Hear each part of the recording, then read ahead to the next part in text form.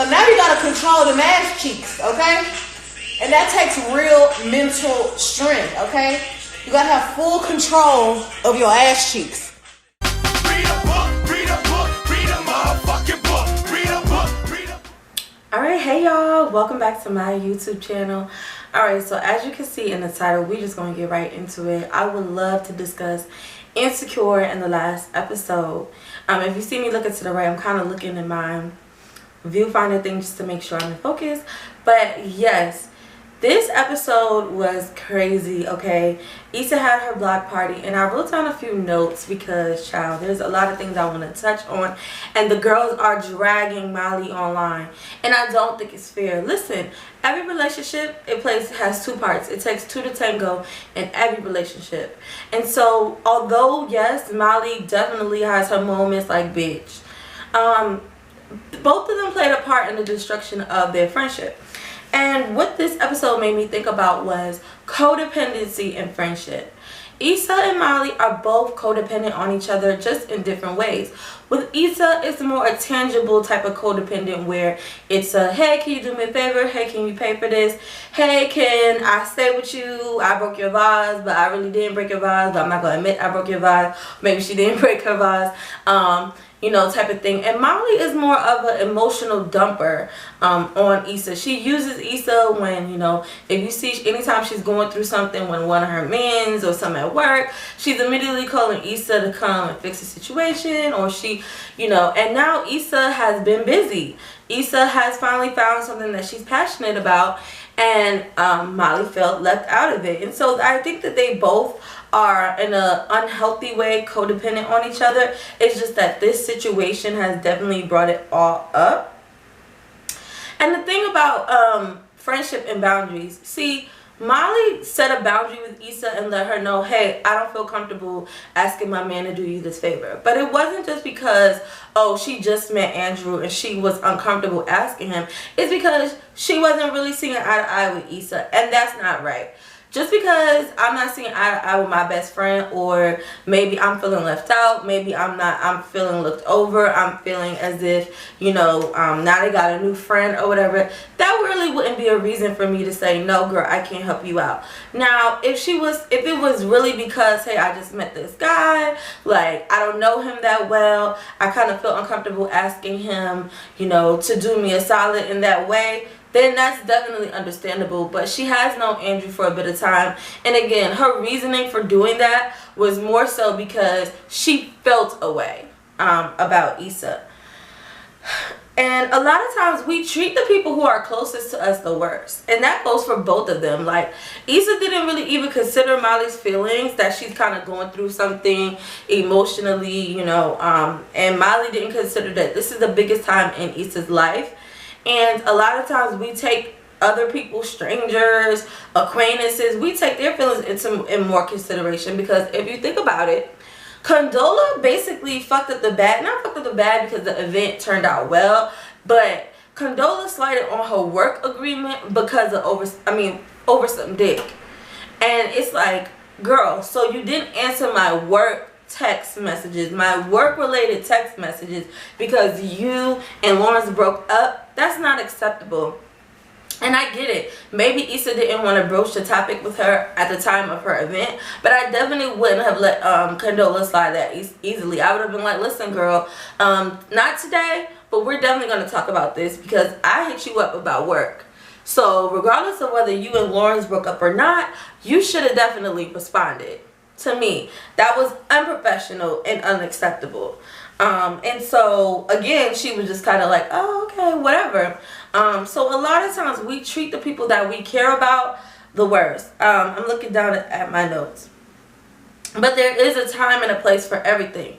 Miley should have never approached Issa on the day of her event. That was a conversation for another time. That was not a conversation to have on the biggest night of her life. And you know, again, back to sometimes we treat the people closest to us the worst, it took for Andrew to point out to Molly, like, hey, maybe the reason why you guys have been a little bit off is because Issa's been doing like all this work. Like, this is the first time, you know, she's passionate about something. You saw her at We Got Y'all, and you had an open and limited time to kind of just vent and vent and vent, because Issa was also miserable in her career. And right now the dynamic of their friendship is changing because they both have new aspects in their life.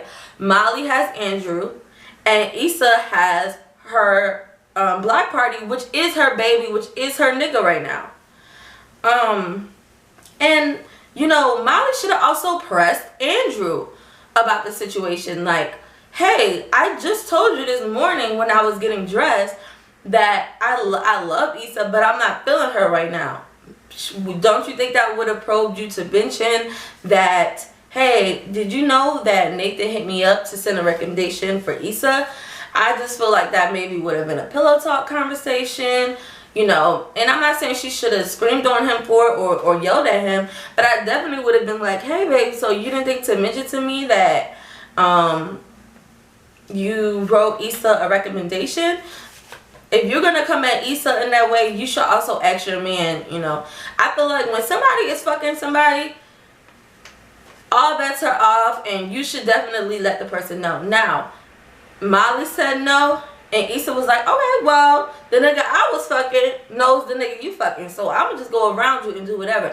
And okay, baby girl, get it how you live. But if I was Issa, me personally, I would have still let my friend know, hey girl, just to let you know, I hit up the nigga that I used to fuck, Nathan, and you know, he's gonna do one for me. And I know somebody said that Issa didn't actually ask Nathan, but let's be honest, you don't have to really ask someone to do something. You can kind of just, because remember, Nathan is a fuck boy. He left her stranded, so all she had to really do is mention like, hey, I don't really fuck with Molly no more, you know, kind of vent and tell him the story, and then make it think that it's his great idea, like, oh, why don't I hit up Andrew and ask him? It's like, well, if you don't say, I mean, I wouldn't ask you to do that favor for me, but I mean, if you want to, you know. So I think that's how that all went.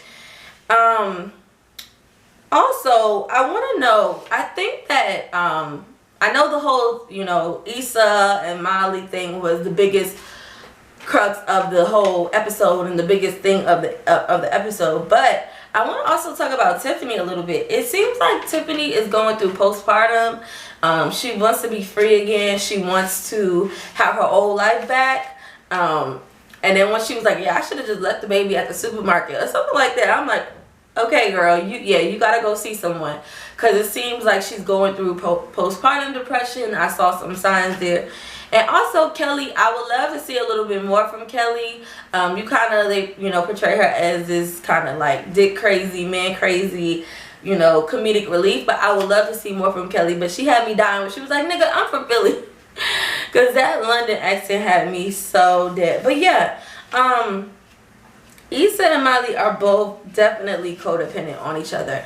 And unfortunately, when you don't check certain things from the beginning, you know, from the beginning, there's little fires everywhere. And I need to review that next. But there's little fires fucking everywhere. Because now it's a buildup. Like when Molly was like, bitch, you always need one little favor. It was shady. But again, the issue is that if you felt like for years that, you know, you had to do one thing or this one thing for somebody, whatever. Like if you felt the issue about it, you should have been mentioning it a long time ago. Don't just go skating through your friendships, your relationships without having some of these tough conversations. And I know I see on the internet all these conversations about, you know, Molly not taking Issa serious. And I agree, in the beginning she was definitely hating. She definitely wasn't being positive about it. But then also I kind of see both sides, because if you're that friend that's not consistent, if you're that friend that's kind of flighty, and I understand because I'm sometimes that friend, you know, or the artsy friend or the whatever. Sometimes it's like, okay girl, so alright, this idea is the one that we sticking with, right? So I do kind of understand both sides.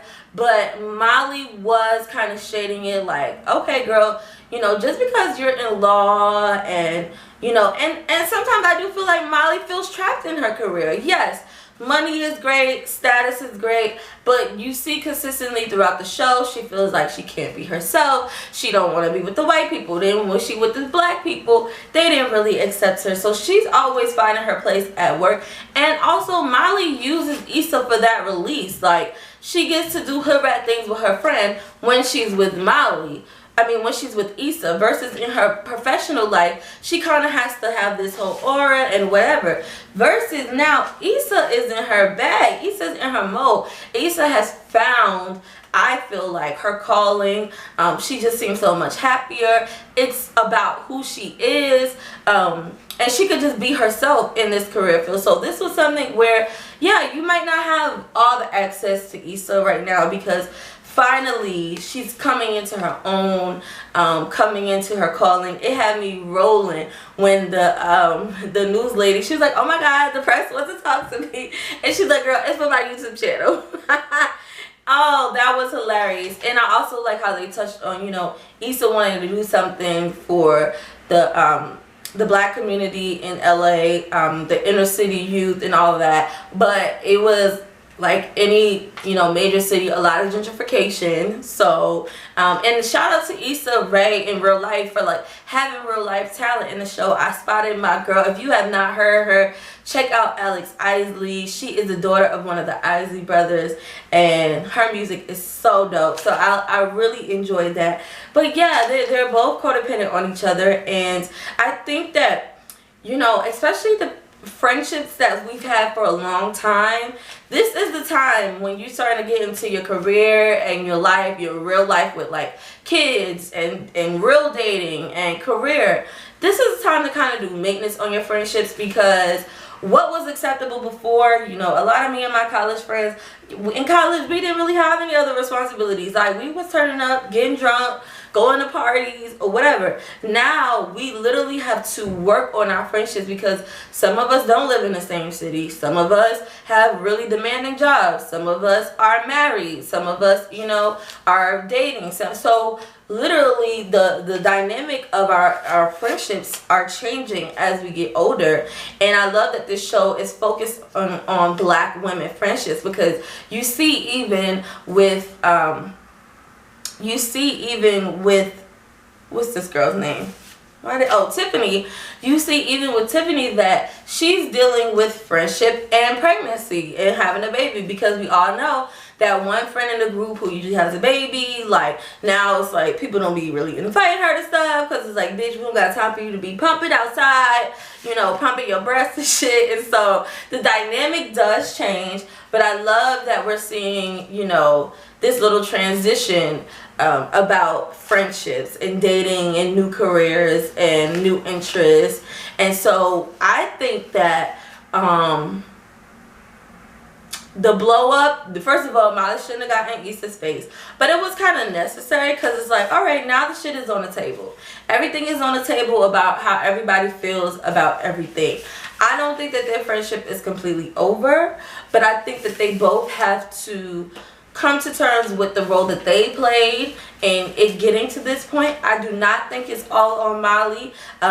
You know, Miley can be a bitch sometimes, and I see a lot of the tweets online. It can't be all on Miley, because relationships just don't work like that. They're complicated, and they're little stepping stones, and everybody has their part that they play usually when it comes to a friendship, any type of relationship blowing up. So that is my take on the episode. Let me know what you guys think, and let's finish the conversation in the comment section. Bye.